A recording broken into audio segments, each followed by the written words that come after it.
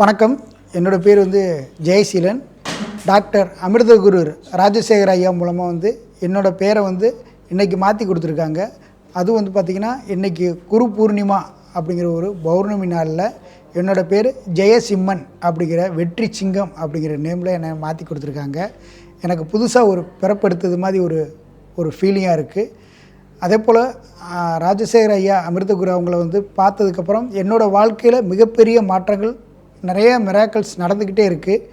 அப்போ அதிசயங்கள், மாற்றங்கள் நடந்துக்கிட்டே இருக்கும்போது அவங்க கூட சேர்ந்து நான் பயணிக்கும்போது எனக்கு நான் ஒரு ஜீரோவாக இருக்கும்போது குருவோட பார்வை என் மேலே பட்டதுக்கப்புறம் எனக்கு முன்னால் ஒரு 1 அப்படிங்கிற நம்பர் வந்துருச்சு. இப்போ 10ஆம் நம்பராக என்னோடய நம்பர் மாறி இருக்குது. அந்த மாதிரி ஒரு வாய்ப்பை அமிர்தகுரு ஐயா கொடுத்துருக்காங்க.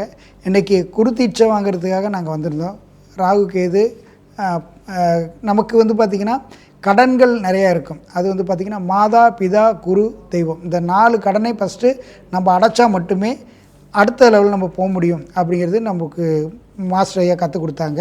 அந்த மாதா பிதா குரு தெய்வம் கடனை எப்படி அடைக்கிறது அப்படிங்கிறத எல்லோரும் சொல்லுவாங்க. ஆனால் எப்படி செய்கிறது அப்படிங்கிறத சொல்லித்தர மாட்டாங்க.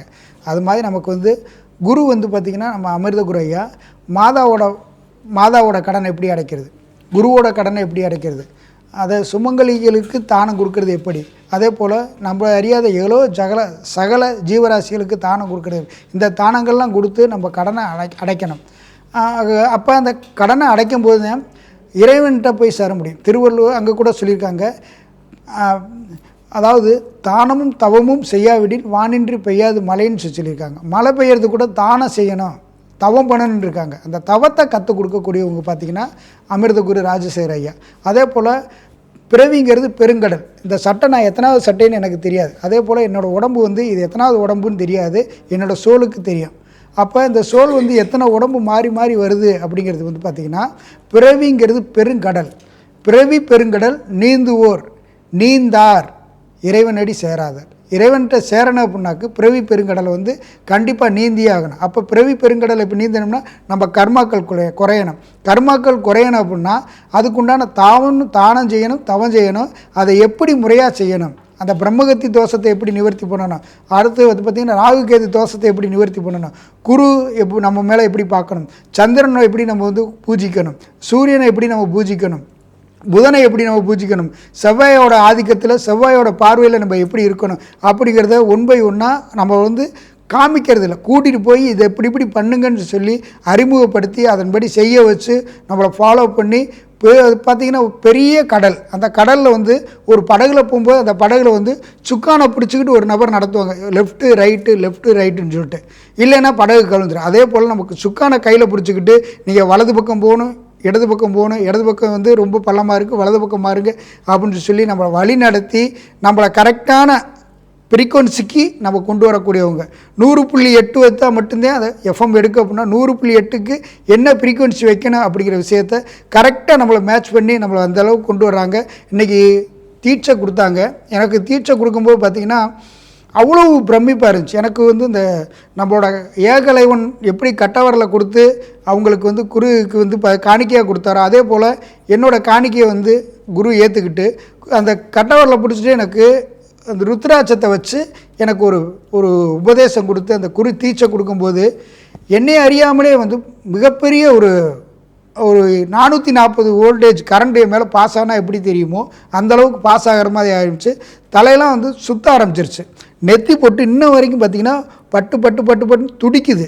அதே போல் நமக்கு சகசரநாமம் பார்த்திங்கன்னா எதவோ பார்த்திங்கன்னா கிடைச்ச மாதிரி பார்த்திங்கன்னா அவ்வளோ ஆனந்தமாக இருக்குது.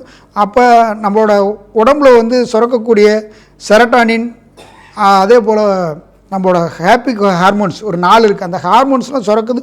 உமிழ்நீர் சுரந்துக்கிட்டே இருக்குது. அதைத்தான் ஜீவ நீருங்கிறாங்க, அமுத நீருங்கிறாங்க. அந்த உமிழ்நீர் சுரந்துக்கிட்டே இருக்குது. என்னையே அறியாமலே எனக்கே பிரம்ம பிடிச்ச மாதிரி கொஞ்ச நேரம் உட்காந்துட்டேன்.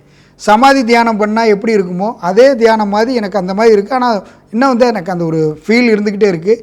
இந்த மாதிரி நமக்கெலாம் ஒரு அனுபவம் கிடச்சிருக்கு அப்படிங்கிறது எனக்கெலாம் சாதாரண சும்மா ரோட்டில் இருக்கக்கூடிய ஒரு நபர்.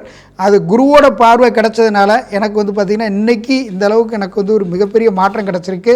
மிகப்பெரிய ஒவ்வொரு காரியமும் தொட மாஸ்டரோட கைடன்ஸ் படி நடக்கும்போது அது கரெக்டாக எனக்கு நடக்குது.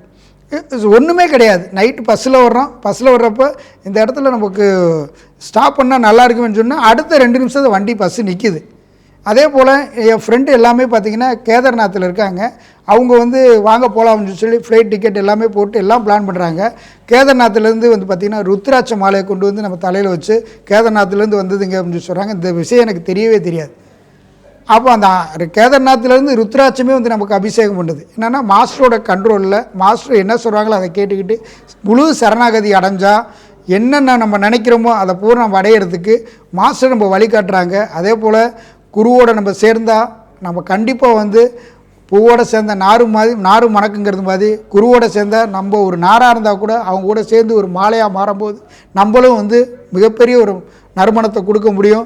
இந்த வாய்ப்பை கொடுத்த எல்லா சக தியானிகளுக்கும், அதே போல் இந்த வாய்ப்புக்கு நிறைய மக்கள்லாம் வந்திருக்காங்க. அவங்களோட எக்ஸ்பீரியன்ஸ்லாம் பார்த்தோம், நிறைய மிராக்கிள்ஸ் இருக்குது.